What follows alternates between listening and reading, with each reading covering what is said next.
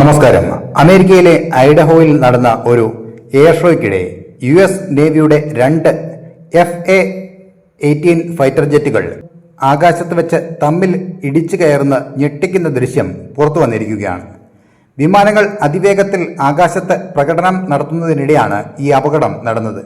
ഏതാനും സെക്കൻഡുകൾക്കുള്ളിൽ 2 ജെറ്റുകളും നിയന്ത്രണം നഷ്ടപ്പെട്ട് തമ്മിൽ കൂട്ടിയിടിക്കുകയായിരുന്നു. അപകടത്തിന് പിന്നാലെ വലിയ ശബ്ദവും പുകയും ആകാശത്ത് ഉയരുന്നത് ദൃശ്യങ്ങളിൽ കാണാം.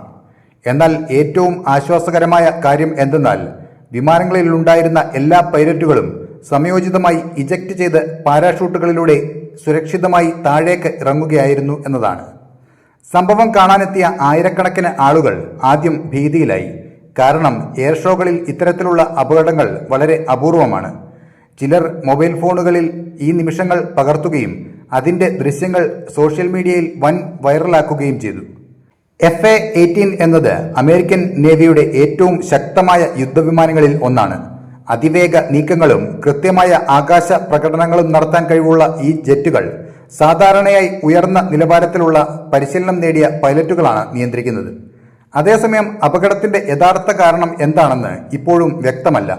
എയർ ഷോയ്ക്കിടെ ഉണ്ടായ കണക്കുകൂട്ടൽ പിഴവാണോ, സാങ്കേതിക തകരാറാണോ, അല്ലെങ്കിൽ മനുഷ്യ സഹജമായ പിഴവാണോ എന്നതിനെക്കുറിച്ച് അന്വേഷണം ആരംഭിച്ചിരിക്കുകയാണ് എന്ന് അമേരിക്കൻ അധികൃതർ വ്യക്തമാക്കി. അപകടത്തിന് പിന്നാലെ എയർ ഷോ താൽക്കാലികമായി നിർത്തിവെച്ചു. സുരക്ഷാ സംഘങ്ങളും അടിയന്തര രക്ഷാപ്രവർത്തകരും ഉടൻ സ്ഥലത്തെത്തി സ്ഥിതിഗതികൾ നിയന്ത്രണത്തിലാക്കി. ഈ സംഭവം വീണ്ടും ഒരു കാര്യമാണ് ഓർമ്മിപ്പിക്കുന്നത്.